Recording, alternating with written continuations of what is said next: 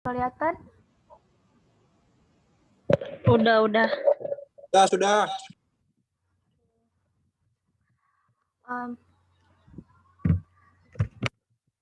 Assalamualaikum warahmatullahi wabarakatuh. Kami dari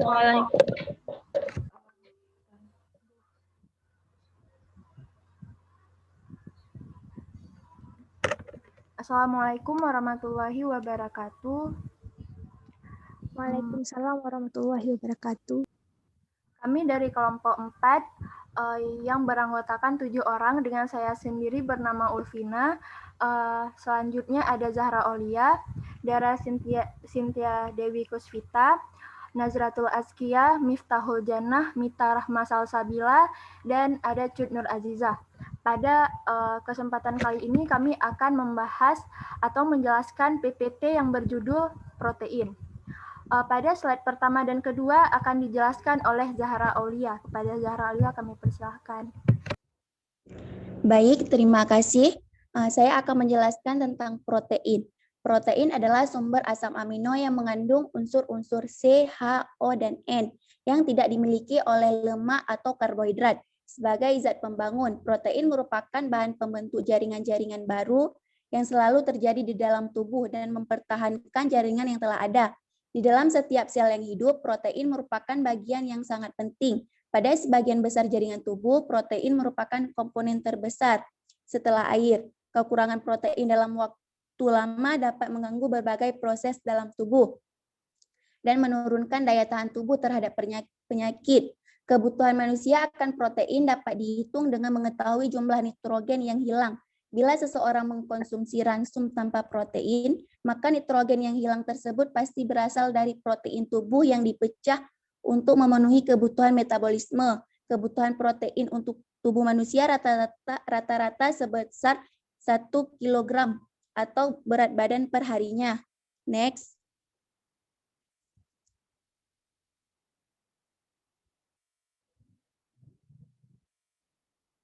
Selanjutnya ada struktur primer. Struktur primer protein adalah urutan linear asam amino dalam peptida atau protein melalui konvensi. Struktur primer protein dikabarkan diawali dari terminal amino dan berakhir dengan terminal karboksil. Biosintesis protein umumnya ditampilkan oleh ribosom dan sel-sel. Protein dibangun dari satu set hanya 20 asam amino yang masing-masing memiliki rantai samping yang unik.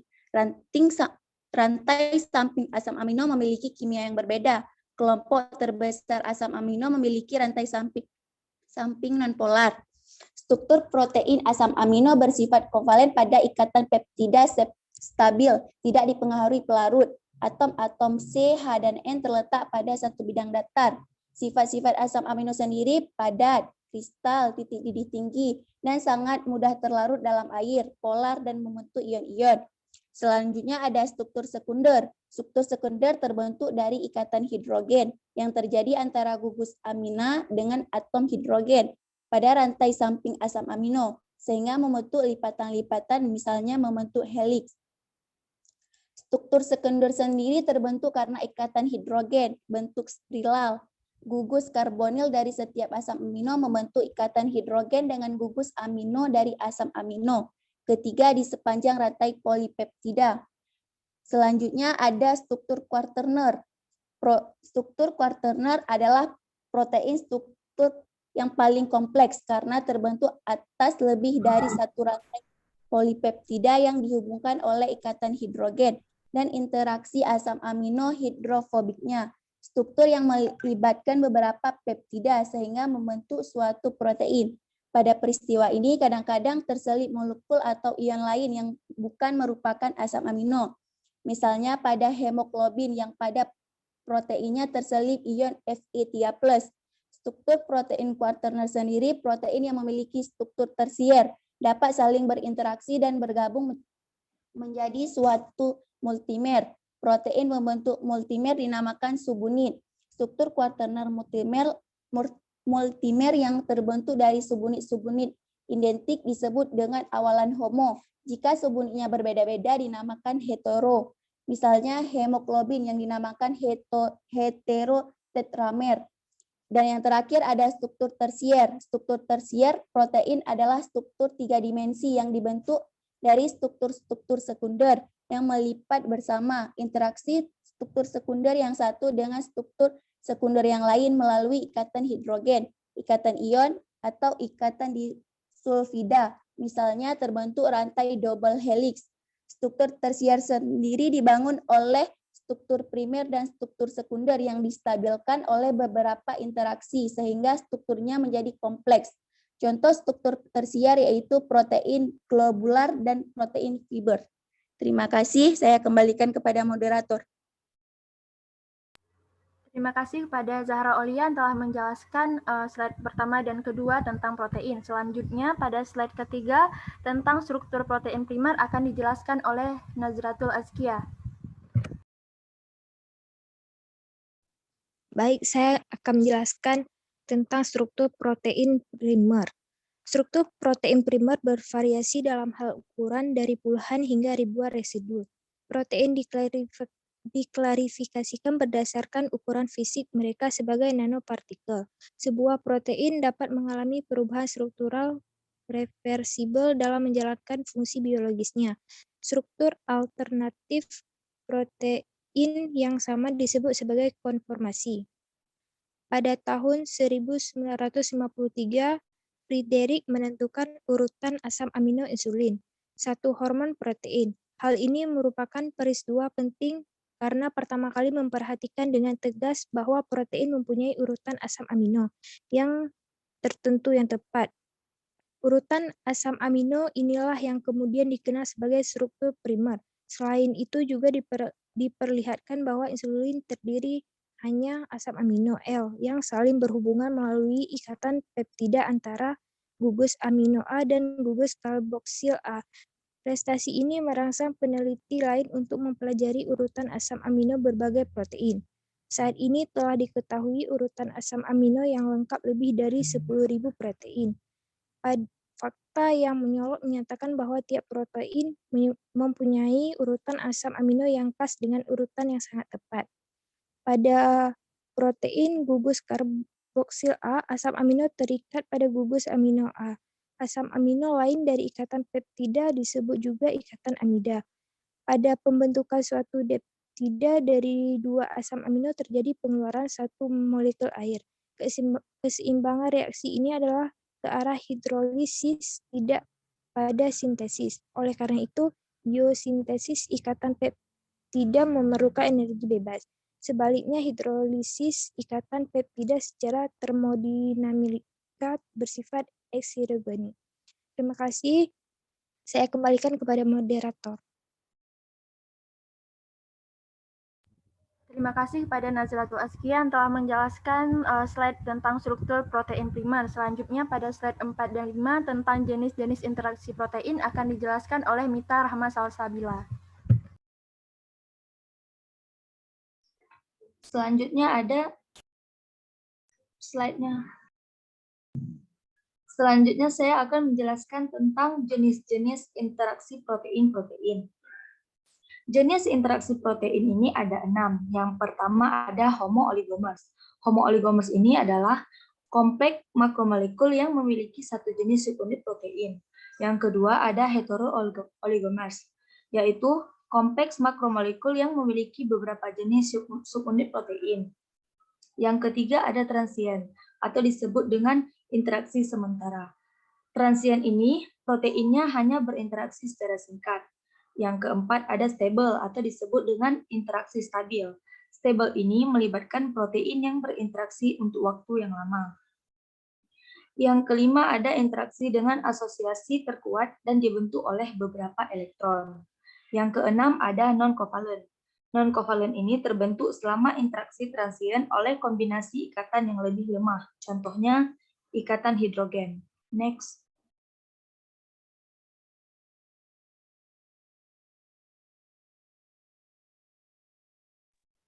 Selanjutnya ada atas dasar komposisi.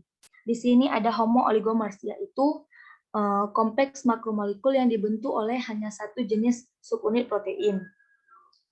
Pada slide ini kalian bisa lihat contoh bentuk homo-oligomersnya. pada gambar itu. Terus perakitan subunit protein dipandu oleh pembentukan interaksi non-kovalen dalam struktur kuartener protein. Gangguan homo-oligomers untuk kembali ke monomer individu awal sering membutuhkan denaturasi kompleks. Contohnya, interaksi protein-protein dalam kontraksi otot. Beberapa enzim, pembawa protein, protein scaffolding, dan faktor regulasi transkripsi menjalankan fungsinya sebagai homo-oligomers. Sekian saya kembalikan kepada moderator.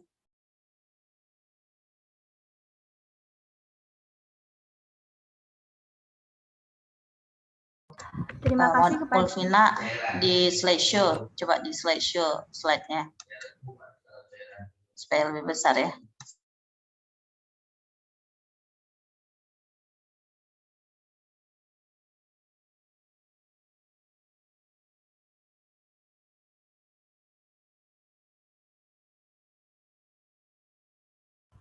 Udah bisa ini, Bu?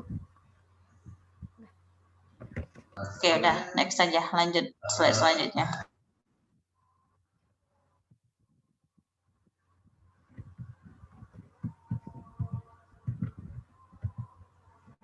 Kok nggak bisa?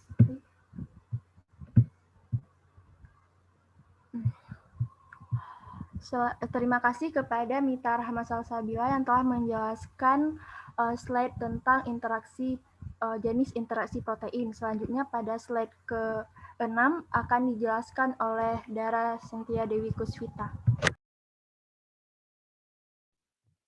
Baiklah, saya akan menjelaskan tentang hetero-oligomers.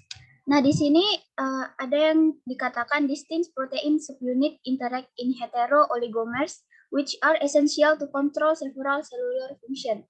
Nah, artinya adalah subunit protein yang berbeda berinteraksi dalam oligomers hetero yang penting untuk mengontrol beberapa fungsi seluler.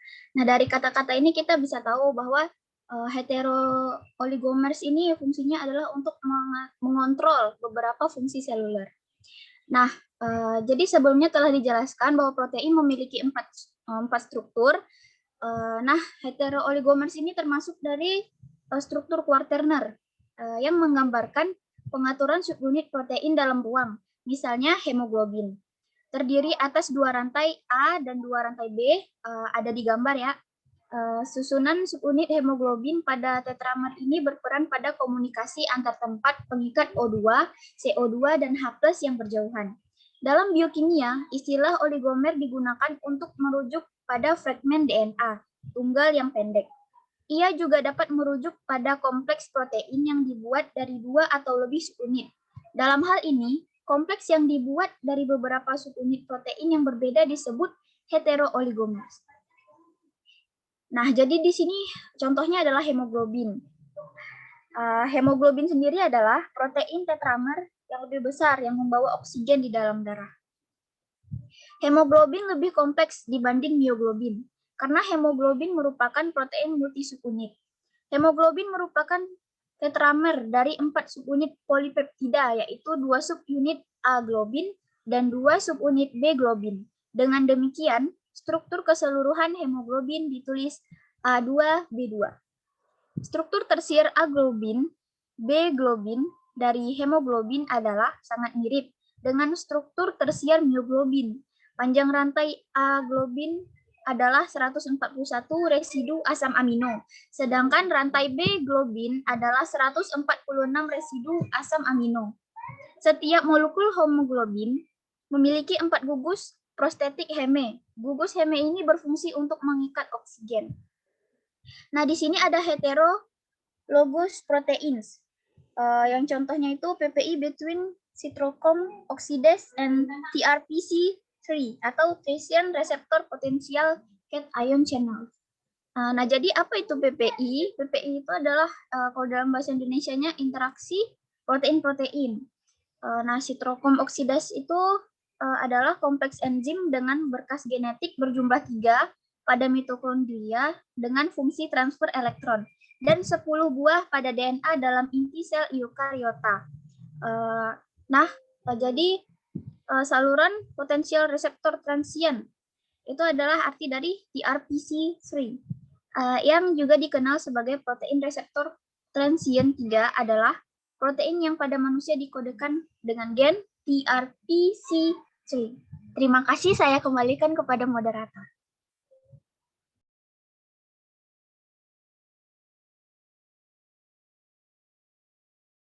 Terima kasih pada Dara Cynthia Dewi Kusvita yang telah menjelaskan slide ke-6 yang berjudul heteroligomers. Selanjutnya pada slide ke-7 akan dijelaskan oleh Miftahul Jannah. Baik, saya akan menjelaskan apa itu stable interaction.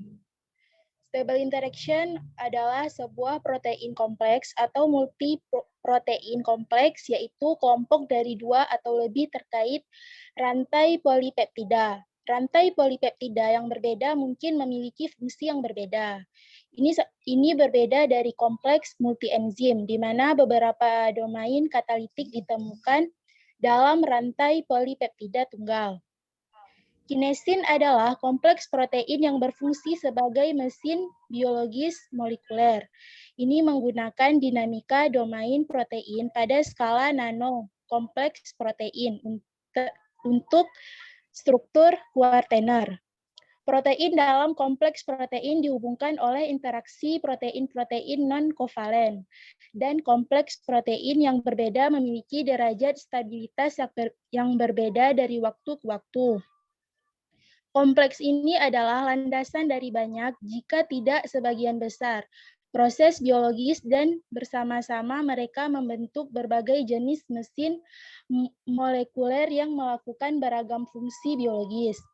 Sel terlihat terdiri dari kompleks supramolekul modular yang masing-masing melakukan fungsi biologis yang independen dan terpisah melalui kedekatan, kecepatan, dan selektivitas interaksi pengikatan antara kompleks enzimatik dan substrat dapat sangat ditingkatkan, yang mengarah pada efisiensi seluler yang lebih tinggi. Banyak teknik yang digunakan untuk memecahkan sel terbuka dan mengisolasi protein secara inheren mengganggu kompleks besar tersebut, sehingga seringkali sulit untuk menentukan komponen kompleks.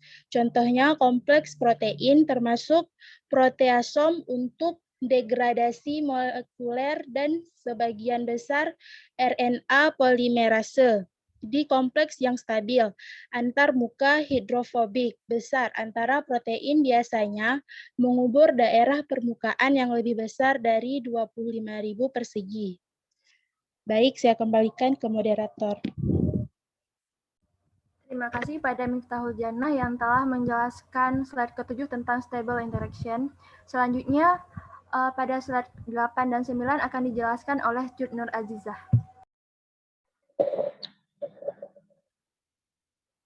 Baik, saya akan menjelaskan slide 8 dan 9.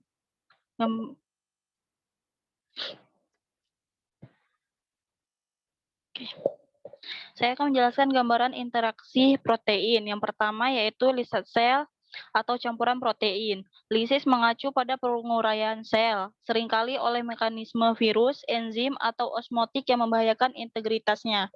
Cairan yang mengandung isi sel yang lisis disebut lisat. Lisis sel digunakan untuk memecah sel terbuka untuk menghindari gaya geser yang akan mendenaturasi atau mendegradasi protein dan DNA yang sensitif. Lisis sel digunakan di Western dan Southern blotting untuk menganalisis protein spesifik lipid, asam nukleat, uji reporter, immunoassay, dan pemurnian protein. Selanjutnya yaitu inkubasi dengan resin yang digabungkan dengan antibodi. Imunoprepiritas IP atau IP adalah teknik pengendapan antigen protein dari larutan menggunakan antibodi yang secara khusus mengikat protein tertentu. Proses ini dapat digunakan untuk mengisolasi dan memusatkan protein tertentu dari sampel yang mengandung ribuan protein berbeda. Antibodi memiliki sisi pengikat antigen pada daerah variabel dan antigen memiliki sisi penghubung determinan atau epitop. Oleh karena itu, kedua sisi akan berkaitan membentuk kompleks antigen dan antibodi. Mekanisme pengikatan antibodi ke antigen dapat melalui beberapa cara. Yang pertama, fiksasi komplemen. Kedua, netralisasi. Ketiga, aglutinasi atau penggumpalan. Keempat, presipitasi atau pengendapan. Selanjutnya yaitu elusi. Elusi adalah proses mengekstraksi satu bahan dari yang lain dengan mencuci dengan pelarut seperti mencuci resin penukar ion yang dimuat untuk menghilangkan ion yang ditangkap. Selanjutnya itu menganalisa. Menganalisa seperti contoh gambar berikut, yaitu yang pertama di slide 9, Lutfi. Yang pertama A itu gambar antibody. Keterangan gambarnya yang pertama, lapisi permukaan dengan sampel M. Yang kedua, blokir situs kosong dengan protein non-spesifik. Ketiga, inkubasi dengan antibodi primer terhadap antigen spesifik. Keempat, inkubasi dengan kompleks antibodi enzim yang mengikat antibodi primer. Kelima, tambahkan substrat. Keenam, pembentukan produk berwarna menunjukkan adanya antigen spesifik. Dan yang keduanya, yang uji ELISA merupakan salah satu uji serologi yang dapat digunakan untuk mendeteksi antibodi. Melakukan ELISA melibatkan setidaknya satu antibodi dengan spesifisitas untuk antigen tertentu. Sebagai catatan, ELISA dapat melakukan bentuk lain dari uji pengikatan liganali alih uji imuno yang ketat. Ada tes ELISA yang mendeteksi berbagai macam penyakit seperti demam berdarah, malaria, penyakit Chagas, penyakit Jones, dan lain-lain. Oke, saya kembalikan kepada moderator.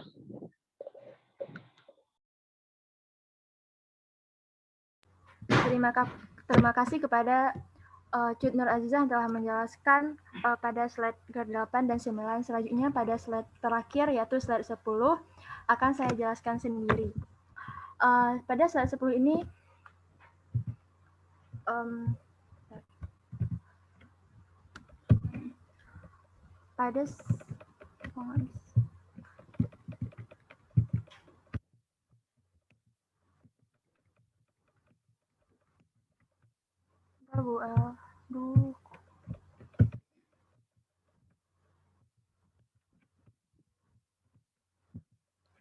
pada slide 10 ini terdapat interaksi ABAG dasar untuk berbagai prosedur penting dan analitis.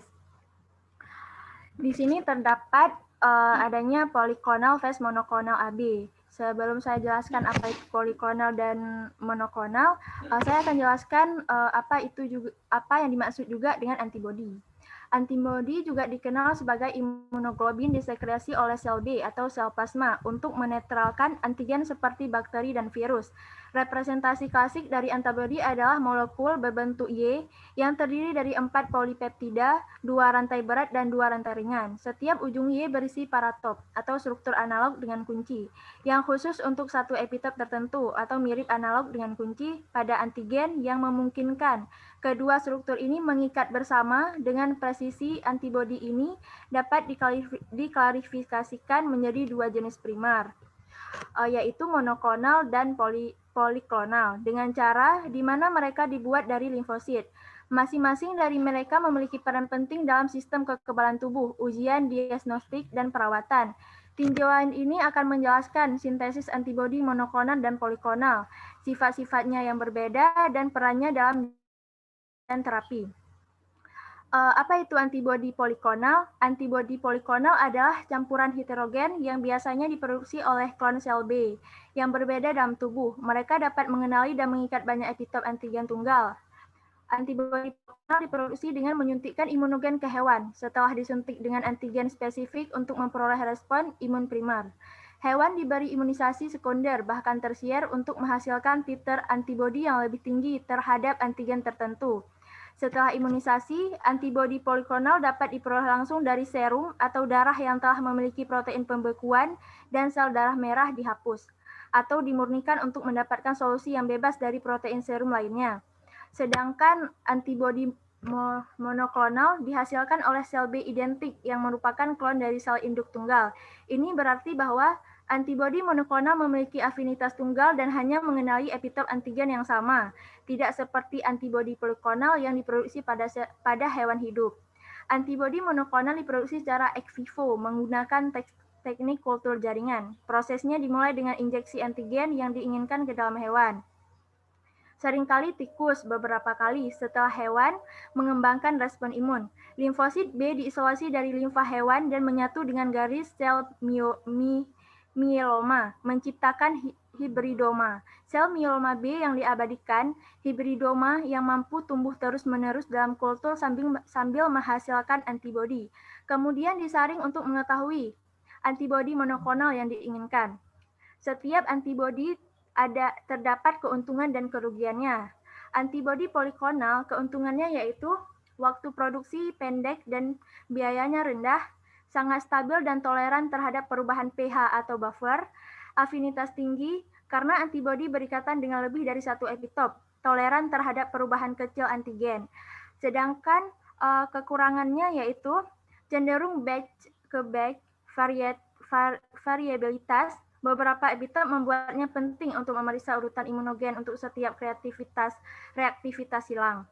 Sedangkan pada antibodi monoklonal, keuntungannya yaitu pengakuan yang sangat spesifik hanya dari satu epitop antigen. Lini sel hibridoma abadi memiliki kemampuan untuk menghasilkan jumlah antibodi yang tidak konsistensi tinggi di antara eksperimen, kebisingan latar belakang minimal, dan reaktivitas silang. Sangat baik untuk pemurnian afinitas. Dan terdapat juga kekurangannya, yaitu mengembangkan monoklonal membutuhkan waktu dan membutuhkan keterampilan teknik yang tinggi. Mereka dapat menghasilkan sejumlah besar antibodi spesifik, tetapi mungkin terlalu spesifik untuk dideteksi di berbagai spesies. Rentan terhadap perubahan epitop, bahkan sedikit perubahan dalam konformasi, dapat menyebabkan kapasitas pengikatan berkurang secara dramatis.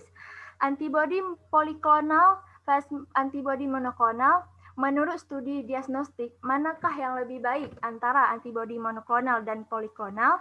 Itu tergantung pada karakteristik yang berbeda dari antibodi monoklonal dan poliklonal.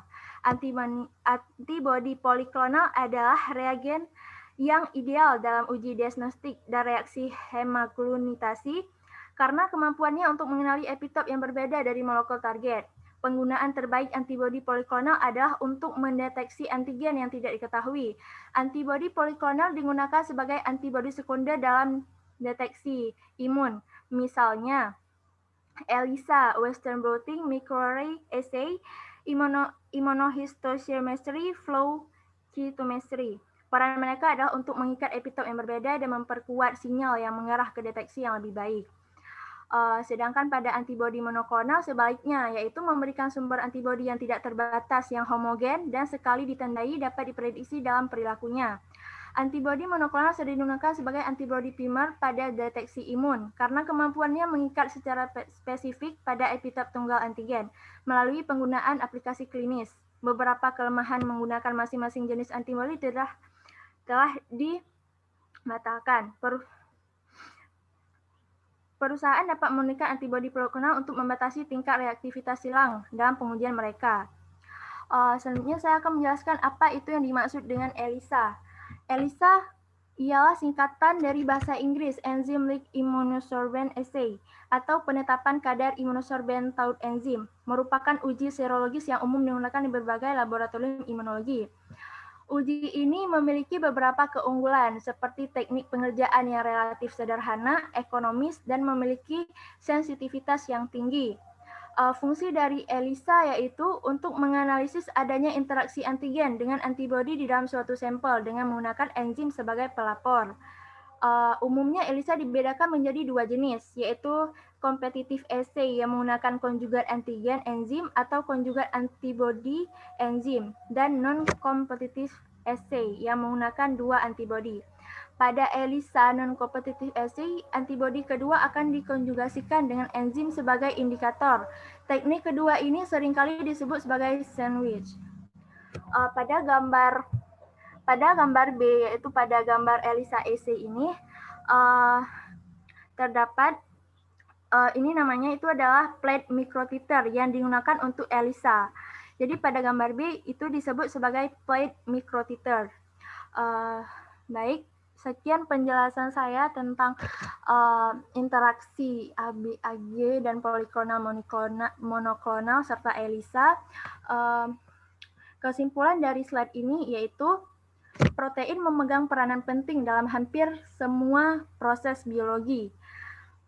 Peran dan aktivitas protein diantaranya adalah sebagai katalitis enzimatik, transport dan penyimpanan, koordinasi gerak, penunjang mekanis, proteksi imun, membangkitkan dan menghantarkan impuls saraf, serta pengaturan pertumbuhan dan diferensiasi.